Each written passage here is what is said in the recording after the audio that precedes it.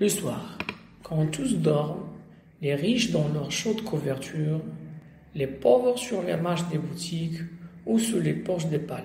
Moi, je ne dors pas. Je songe à ma solitude et j'en sens tout le poids. Ma solitude ne date pas d'hier. Je vois, au fond d'une impasse que le soleil ne visite jamais, un petit garçon de 6 ans dresser un piège pour rattraper un moineau. Mais le moineau ne vient jamais. Il désire tant ce petit moineau. Il ne le mangera pas, il ne le martyrisera pas. Il veut en faire son compagnon. Les pieds nus, sur la terre humide, elle court jusqu'au bout de la ruelle pour voir passer les ânes. Et revient s'asseoir sur le pas de la maison et attendre l'arrivée du moineau qui ne vient pas. Le soir, il rentre le cœur gros et les yeux rougis, balançant au bout de son petit bras un piège en fil de cuivre. Nous habitions Dar-Chouafa, la maison de la voyante. Effectivement, au rez-de-chaussée habitait une voyante de grande réputation. Des quartiers les plus éloignés, des femmes de toutes les conditions venaient la consulter. Elle était voyante et quelque peu sorcière. Adepte de la confrérie des Gnawa, Jean de Guigny, il s'offrait une fois par mois une séance de musique et de danse nègre. Des nuages de bonjoins emplissaient la maison, et les crotales et les gambris nous empêchaient de dormir toute la nuit. Je ne comprenais rien au rituel compliqué qui se déroulait au rez-de-chaussée. De notre fenêtre du 2e étage, je les distinguais à travers la fumée des aromates, les silhouettes gesticulées. Ils faisaient tinter leurs instruments bizarres. J'entendais des you-you. Les robes étaient tantôt bleu ciel, tantôt rouge sang, parfois d'un jaune flamboyant. Les lendemains de ces fêtes étaient des jours mornes, plus tristes et plus gris que les jours ordinaires. Je me levais de bonne heure pour aller au Msid, école coranique située à 2 pas de la maison. Les bruits de la nuit roulaient encore dans ma tête. L'odeur du bonjour et de l'encens m'enivrait.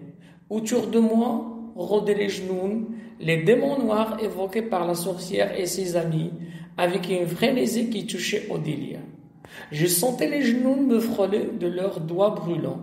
J'entendais leur rire quand, par les nuits d'orage, mes index dans les oreilles, je criais les versets tracés sur ma planchette avec un accent de désespoir. Les 2 pièces du rez-de-chaussée étaient occupées par la Chouafa, principal locataire. Au 1er étage habitaient Driss Aouad, sa femme Rahma et leur fille d'un an plus âgée que moi. Il s'appelait Zineb et je ne l'aimais pas. Toute cette famille disposait d'une seule pièce. Rahma faisait la cuisine sur le palier. Nous partagions avec Fatma Bzioui le 2e étage. Nos 2 fenêtres faisaient vis-à-vis et donnaient sur le patio. Un vieux patio dont les carreaux avaient depuis longtemps perdu leurs émaux de couleur et paraissaient pavés de briques. Elle était tous les jours lavée à grand eau et frottée au balai de Doum. Les genoux aimaient la propreté. Les clients de la Chouafa avaient dès l'entrée une bonne impression de netteté et de paix qui invitait à l'abandon, aux confidences, autant d'éléments qui aidaient la voyante à dévoiler plus sûrement l'avenir. Il n'y avait pas de clients tous les jours. Aussi inexplicable que cela puisse paraître, il y avait la mort-saison. On ne pouvait en prévoir l'époque. Brusquement, les femmes cessaient d'avoir recours à des filtres d'amour, se préoccupaient moins de leur avenir, ne se plaignaient plus de leurs douleurs des reins, des omoplates ou du ventre. Aucun démon ne les tourmentait.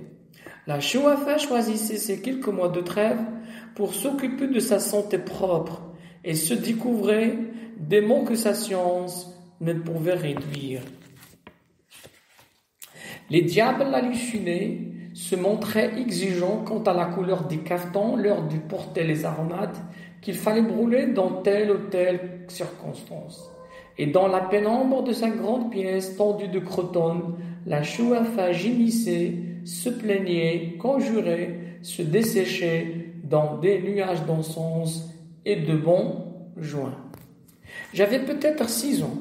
Ma mémoire était une cire fraîche et les moindres événements s'y gravaient en images ineffaçables. Il me reste cet album pour égayer ma solitude, pour me prouver à moi-même que je ne suis pas encore mort.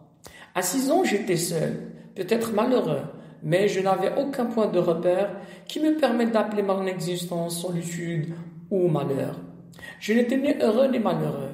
J'étais un enfant seul, cela je le savais. Point farouche de nature, j'ébauchais de timides amitiés avec les bambins de l'école coranique, mais leur durée fut brève. Nous habitions des univers différents. J'avais un penchant pour le rêve.